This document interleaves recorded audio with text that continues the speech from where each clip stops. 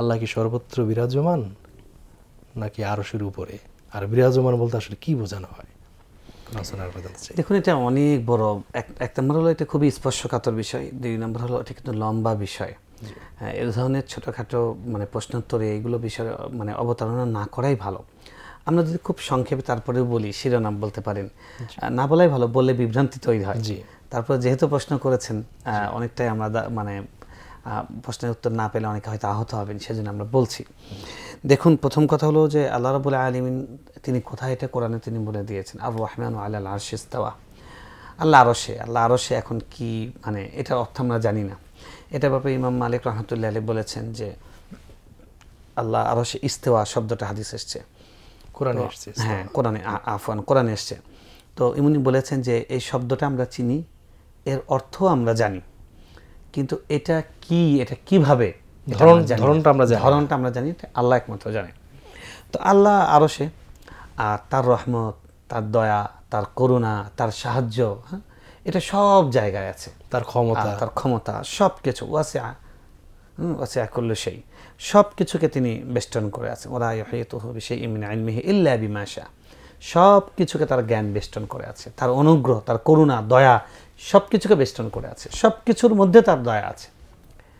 এটা হলো মানে এটা হলো সবচেয়ে মানে মানে ব্যালেন্সিং এবং মানে সবচেয়ে মানে ভারসাম্যপূর্ণ কথা, এবং এটাই মূল কথা।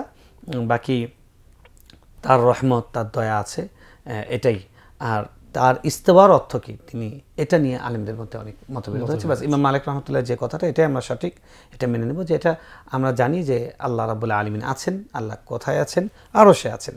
কিভাবে আছেন সেটা আল্লাহ তাআলা জানেন। এই ব্যাপারে আমাদের ওয়াসসুআলু আনহু বিদআ, উনি বলছেন এটার ধরন আমরা জানি না, আর এই সম্পর্কে প্রশ্ন করা হলো বিদআ, মানে প্রশ্ন করাটাই অনাকাঙ্ক্ষিত, অনভিপ্রেত। আল্লাহ রাব্বুল আলামিন অসীম, আমরা হলাম সসীম, কয়েক ছটাক জ্ঞানের অধিকারী। এই অল্প জ্ঞান দিয়ে আপনি কি বুঝবেন? আল্লাহকে কিভাবে বুঝবেন? আপনি দেখেন যে একটি শিশু, তাকে যদি আপনি প্রশ্ন করেন যে মানে এখন তো বাংলাদেশ রাষ্ট্র অনেক সংকটে আছে, ক্লাস 3 একটা বাচ্চাকে, যে একটি সরকার পরিবর্তন হয়েছে, আরেকটা সরকার আছে, ভারতের চাপ, মানে এটা কিভাবে কি করা যায়? ওই বাচ্চাটা আপনার দিকে ফেল করে চেয়ে থাকবে, কারণ এটা তার অনুধাবনের ক্ষমতার বাইরে।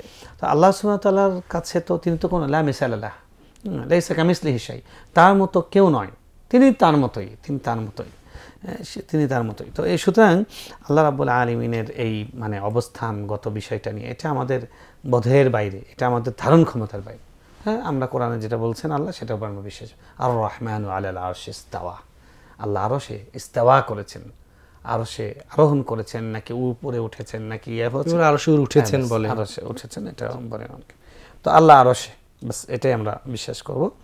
আর এটা নিয়ে আমাদের কোনো প্রশ্ন, আমাদের মেইন কাজ যেটা, সেটা হলো আল্লাহ রাব্বুল আলামিনের সৃষ্টিগুলোকে দেখা। আল্লাহ রাসূল বলেছেন যে উনজুরু ফি খালকিল্লাহ, আল্লাহর তাফাক্কারু ফি খালকিল্লাহ, আল্লাহর সৃষ্টি নিয়ে চিন্তা করো। পুরো কোরআনে আল্লাহর সৃষ্টি নিয়ে চিন্তা করো, তাহলে মানুষ আল্লাহকে খুঁজে পাবে। কিন্তু আল্লাহর জাত নিয়ে চিন্তা করো না, কারণ আল্লাহর জাত নিয়ে, আল্লাহর সত্তা নিয়ে চিন্তা করলে ওটা আমাদের ধারণ ক্ষমতার বাইরে, আমরা খেয়ে হারিয়ে ফেলবো, পাগল হয়ে যাবে মানুষ। অনেকে এটা নিয়ে কুফরিতে লিপ্ত হয়ে গেছে। এজন্য ব্যাস আমরা বিশ্বাস করি আল্লাহ যা বলেছেন সেগুলো সঠিক। আল্লাহ যতটুকু তথ্য দিয়েছেন নিজের সম্পর্কে, আমরা ততটুকু বিশ্বাস করবো। জি, অত ব্যাখ্যা বিশ্লেষণ না যাওয়াটাই নিরাপদ। আল্লাহর জাত সম্পর্কে আর সব বিষয়ে ব্যাখ্যা বিশ্লেষণ ওকে, আল্লাহর জাত, আল্লাহর সত্তা সম্পর্কে, এটা আমাদের বোধের বাইরে। আল্লাহ যেহেতু অসীম আর আমরা হলাম সসীম, অসীমকে সসীম দিয়ে মাপার কোনো যৌক্তিকতা নেই, এটা যুক্তিসঙ্গত। জি।